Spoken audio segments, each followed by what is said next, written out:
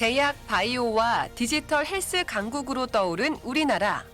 급성장한 산업이 잘 성장할 수 있도록 경쟁력을 키우려면 어떻게 해야 할지 오유경 식품의약품안전처장과 이야기 나눠봅니다. 네, 코로나19를 계기로 성장한 분야를 꼽는다면 제약 바이오 산업일 텐데요. 실제로 의약품 시장 규모도 급증해서 최근 5년 중 가장 높은 성장률을 보였다고 합니다. 시장이 성장한 만큼 제대로 된 규제와 관리가 중요할 텐데요. 관련해서 이야기를 나눠보도록 하겠습니다. 오유경 식품의약품안전처장과 함께합니다. 어서 오세요. 네, 차장님께서 취임한 지 5개월이 지났습니다. 바쁘게 보내셨을 텐데 그동안의 소회가 있다면 어떤 것이 있습니까? 네, 제가 취임하고 5개월 동안 산업재 현장, 소비자 단체, 그리고 환우회를 여러 분야의 분들을 만났습니다. 식약처에 대해서 바라는 게 무엇이 있을지 목소리를 많이 들었는데요.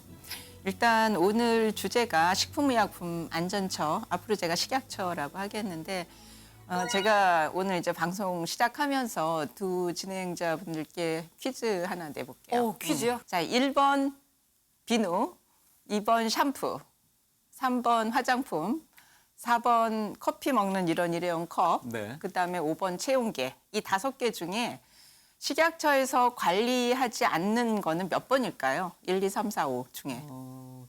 직감적으로는 4번 종이컵이 4번 이제 종이컵. 해당되지 않을 것 같습니다. 네. 저는. 네. 정하영 진행자님은 저는 화장품이라고 해야 되나? 3번. 네, 그렇게 보이는 것 같은데. 비누, 샴푸, 화장품, 일회용 일회용 종이컵? 커피컵, 체온계. 이것이 다 놀랍게도 식약처 소관 물품입니다. 네. 아, 저요? 예. 찾고 있었는데요. 화장품을 알고 있다고 네, 생각했는데 네, 식약처에서 하는 게 굉장히 많습니다. 그렇게 지금 두 분도 다 모르실 정도로 너무 당연한 일이고요. 또 하나는 이제 식약처의 정책적인 부분인데 어린이 급식관리지원센터 네. 그리고 사회복지 급식관리지원센터라고 해서 어린이, 어르신 그리고 장애가 있으신 분들이 건강한 급식을 하실 수 있도록 지원하는 그런 정책도 있습니다. 저도 식약처에 온 지 5개월 동안 이런 걸 식약처에서 하네, 이런 물품을 우리가 하네. 그래서 여러 가지를 느끼면서 식약처가 국민 건강에 참 여러 가지 일을 하는구나. 이 역할이 중요하구나. 그래서 책임감도 더 커지는 것 같고 매일매일 이렇게 깨달으면서 더 잘해야겠다. 그런 생각하고 있습니다. 코로나19로 사실 많은 어려움도 있고 또 겪어왔습니다. 그런데 반대로 또 제약 분야, 바이오 분야는 성장 기회가 바로 코로나19였어요. 최근에 산업계 현황은 어떻게 보고 계십니까? 그러니까 이 제약 바이오 산업을 보면 지난 2년에 굉장히 성장세가 이제 두드러져서요. 제약 바이오가 그 시장이 1년에 25조가 됐거든요. 그리고 2년 내내 연속 흑자를 이제 달성을 했고요. 그리고 이 바이오 의약품은 사실 21년도에 보면 성장률이 112%나 됐어요. 그리고 아마 사용을 해보셨겠지만 코로나 진단 키트 네. 아마 사서 해보셨을 것 같은데요. 이 진단 키트가 의료기기에 들어갑니다. 그렇죠. 그래서 그 의료기기에 들어가는데 진단 키트가 들어가는 의료기기 시장은 21년도에 거의 12조 8,800억 원 그 정도 돼서 26% 성장했어요. 또 이 식약처 차원에서는 식약처에서는 국산 백신과 국산 치료제 이 두 개를 한 세트로 이렇게 승인을 한 나라는 미국, 영국 다음에 우리나라 식약처 세 번째입니다. 그래서 이런 기회에 식약처의 규제 역량이라고 하는데 심사하는 그런 힘, 그 규제 역량도 덧붙여서 굉장히 많이 좋아진 것 같아요. 이 제약 바이오 산업의 성장을 좀 꾸준하게 이어나가려면 아무래도 이제 적극적인 관심이라든지 지원도 필요할 텐데 이제 정부 기관 입장에서는 이거를 어떻게 하실 계획인지도 좀 궁금합니다. 우리나라 신약 개발의 역사가 사실 그렇게 길지 않습니다. 우리나라 신약이 제약 업체들이 우리도 국산 신약을 개발해야겠다라고 생각을 한 게 1980년대 후반대입니다. 86년 그때부터 시작을 했고요. 첫 결실을 맺은 것이 1999년에 1호 국산 신약이 나오게 됩니다.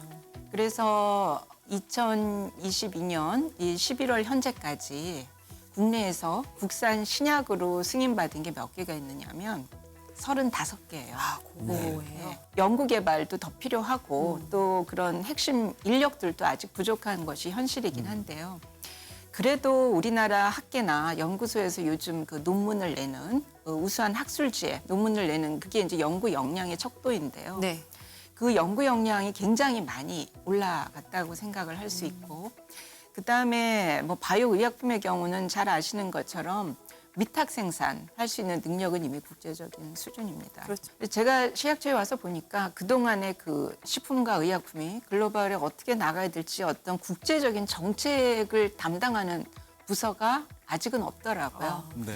그래서 제가 와서 이제 9월 달에 신설을 한 것이 글로벌 식약 정책 전략 그 추진단이라는 걸 하나 만들었는데요. 이 추진단에서는 식품이나 의약품 또 아까 말씀드린 뭐 의료기기 그런 것이 해외로 어떻게 나가야 될지 그런 부분들에 대한 어떤 정책 분석을 하기도 하고 정부 차원에서 도와주면 어떻게 될지 그런 것들을 지금 고민하는 그러한 과가 지금 신설이 돼서 청사진을 그리고 의욕적으로 하고 있습니다. 지난 7월에 식의약행정 혁신 방안을 발표하셨습니다. 아무래도 산업계에 대한 이해도 많으신 걸로 알고 있는데 그래서 더욱 기업들에게 도움이 되는 그런 방안들이 담겨져 있을 것 같습니다. 어떤 내용들이 있는지요? 이 행정 혁신 방안을 저희가 3가지로 했는데 조금 어려울 것 같아서 제가 어떤 길이나 신호등 같은 네. 조금 쉬운 개념으로 말씀을 한번 드려보겠습니다. 새로운 규제의 길을 만들겠다 이런 겁니다. 예를 들어서 아무리 새로운 기술들이 이제 생긴다고 해도 이것이 새로운 기술이 자동차라고 했을 때 길이 없으면 앞으로 나갈 수가 없거든요. 네. 그래서 미리 규제의 방향성을 잡아놓는다면 그러면 이제 신기술이라는 차가 만들어졌을 때 그 규제의 길로 미리 갈 수가 있거든요. 네. 그런 관점에서 이제 규제 혁신 방안을 하나를 만들었고요. 그다음에 이제 2번째는 또 역시 길 시리즈로 간다면 어떤 길에 규제의 길에 차가 들어왔어요. 근데 차가 시속 10km로 갈 수도 있고 시속 30km로 갈 수도 있고 그거는 이제 속도감인데 규제 지원의 속도감을 높여주자. 굉장히 좋은 기술인 경우 식약처가 규제에서 좀 더 적극적으로 지원해서 빨리 가야 될 부분은 빨리 갈 수 있게 밀어주자. 그게 이제 또 하나의 혁신 방안이고요. 네. 3번째는 규제는 환경에 적합해야 되는데 우리나라 규제 중에 아직도 좀 올드한 규제들이 사실 남아 있습니다. 네. 그래서 환경의 변화에 맞추어서 우리도 이미 너무 환경이 변해서 사람들이 가지 않는 길일 수도 있어요. 근데 거기 빨간불이 있다면 그 의미가 없는 것이거든요. 그런 것에 대해서 빨간불들을 찾아내서 의미가 없는 것들은 과감히 개선하고 그렇게 하는 그런 개념의 어떤 불필요한 빨간불을 제거하는 거. 그런 3가지가 저희가 하는 겁니다. 그래서 뭐 새로운 길을 만들고 빨리 갈 수 있게 해주고 불필요한 빨간불을 제거하는 네. 그런 게 이제 3가지 혁신 방안이고요. 또 규제개혁 100대 과제, 뭐 100개나 되는 과제를 또 선정을 하셨습니다. 그런 과제 중에 좀 역점을 두시는 과제가 있다면 어떤 것들이 있습니까? 기본적으로 규제 혁신 그 100대 과제는 4개의 큰 부분으로 나누어져 있어요. 하나는 새로운 산업 분야의 규제 혁신, 2번째는 국민들의 삶에 불편함을 주는 걸 어떻게 개선할 수 있는가. 네. 그다음에 이제 3번째로는 우리가 어떻게 국제화를 할 수 있는가. 4번째는 절차적으로 불필요한 것들, 그런 것들은 어떻게 없앨 수 있을까. 그렇게 4가지의 이제 큰 부분으로 하게 된 건데요. 신산업 부분에서는 저희가 예를 들어서 mRNA라는 말 굉장히 많이 들으셨을 겁니다. 요새 네, mRNA 백신. 이러한 mRNA와 같은 그동안 우리가 사용하지 않았던 물질에 대한 규제를 할 때는 화학의약품하고는 좀 다른 규제가 적용돼야 되는 것이거든요. 그래서 이런 첨단 바이오 의약품에는 좀 더 맞춤형으로 규제를 해야겠다. 그런 맞춤형 이제 규제 방안 같은 것들이 들어져 있습니다. 그다음에 이제 2번째로는 민생 개선 부분에서 아마 시청자분들께서 가장 관심이 있으실 게 어떤 의약품의 부작용에 대한 피해 보상 제도입니다.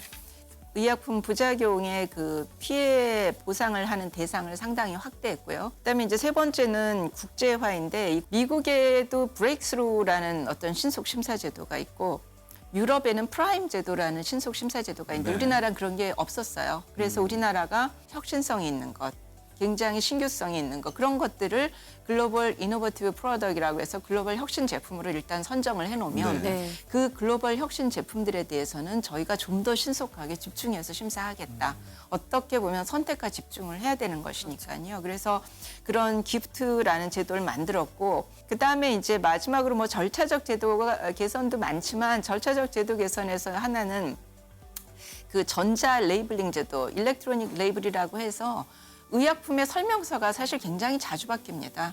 그러면 종이로 된 설명서는 바뀔 때마다 그걸 다시 인쇄를 하고 다시 부착을 하고 굉장히 불편하고요. 그다음에 의약품 설명서를 얼마나 보셨는지 모르겠지만 나이 드신 분들은 그 설명서 볼 수가 없어요. 글씨가 너무 작아요. 작죠. 그래서 그걸 전자 레이블링을 해놓으면 편의성을 개선하는 그런 것들을 예로 들 수가 있습니다. 네네. 100대 과제 중에 의약품 부작용 보상에 대한 개선이 있다고 얼핏 말씀하신 것 아, 같은데. 예. 그동안에는 그 부작용을 너무나 명백하게 사망하신 경우에만 사실은 피해 보상을 해드렸어요. 너무 그렇지만 극단적이네요. 너무 극단적이죠. 근데 이제 사망까지 이르지 않아도 연령대나 또 그분이 기저질환이 있으면 다른 분보다 좀 예민한 입원 정도도 하실 수 있고 그렇게 이제 부작용이 생길 수가 있는데 그래서 예전에는 그렇게 명백한 사망만 했는데 이제는 상당한 인과관계가 있는 그리고 그 사망까지 이르지 않아도 심각한 정도 거기까지 확대해서 좀 더 피해 보상을 정부에서 해줘야겠다. 이것을 뭐 시청자분들 많이 모르실 건데 그래서 홍보도 굉장히 중요해서 의약품 피해 보상 제도에 대해서 그 식약처가 대한약사회하고 협업을 해서 네. 의약품 봉투를 잘 보시면 뒤편에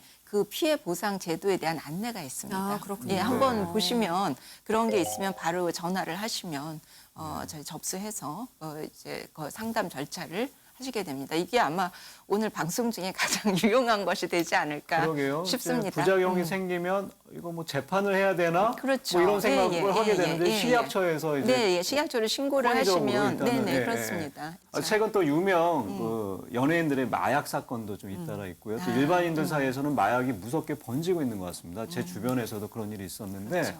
우리나라 더 이상 마약 청정국이 아니죠. 마약 청정국이라는 게 어떻게 정량적으로 좀 얘기를 한다면 인구 10만당 그 마약 중독자가 20명이 있는 것이 청정국의 기준인데요. 우리나라는 현재 인구 10만 명당 30여 명 정도입니다. 그래서 이제 마약 청정국에서는 많이 벗어난 상태이고요. 그런데 이제 현재 그 마약 쪽의 특징을 보면 예전과는 또 다릅니다. 중독자의 수가 느는 것에 부가적으로 예전에는 40대, 50대에 마약 그 하시는 분들이 많았다면 최근의 경향은 10대, 20대가 네. 폭발적으로 늘어났습니다. 아, 그래요? 10대, 20대의 증가, 예, 막 2배 정도로 막 늘고 있어요. 그래서 그 청소년이 증가되는 것, 그리고 두 번째는 예전에는 마약을 하실 때 불법 밀반입된 마약을 하셨는데 네. 최근에는 의료용 향정신성 의약품 마약을 하시는 게 이제 늘어났어요. 그래서 사실 이 두 가지가 문제인데 이러한 것들에 대한 어떤 특단의 조치가 좀 필요하다고 생각하고요. 그래서 국무조정실에서 이제 그 마약류 대책 협의회라는 거를 강력한 컨트롤 패널로 해서 범정부적인 일을 하려고 하고 식약처는 이 범정부적인 소통과 협력의 구심점 그런 네. 역할을 하게 됩니다. 네, 마약 단속도 정말 계속 중요할 거고요. 또 마약을 하셨던 분들도 많이 늘었기 때문에 또 뭐 재활에 대한 이런 정책에도 초점이 맞춰지고 있습니다. 식약처의 역할이 더더욱 중요할 것 같은데요. 어떻습니까? 네, 맞습니다. 제가 아까 하나 말씀을 안 드렸던 게 그럼 재범률은 몇 %인가 했을 네. 때 재범률 몇 % 정도 되실 것 같습니까? 재원율이 상당히 높은 게 마약 아닐까 하는 생각은 드는데요. 그냥 뭐 50%? 37% 네. 현재. 그건 거의 40%인 거죠. 매년 높아지고 있습니다. 그래서 이 재범률이 높아진다는 거는 어떤 의미냐면 이제 단속만 가지고 되지 않는다는 것이에요. 그래서 재활과 치료가 굉장히 필요한 것인데 식약처에서 9월 달에 마약 그 재활 지원 과라는 새로운 과를 신설을 하고요.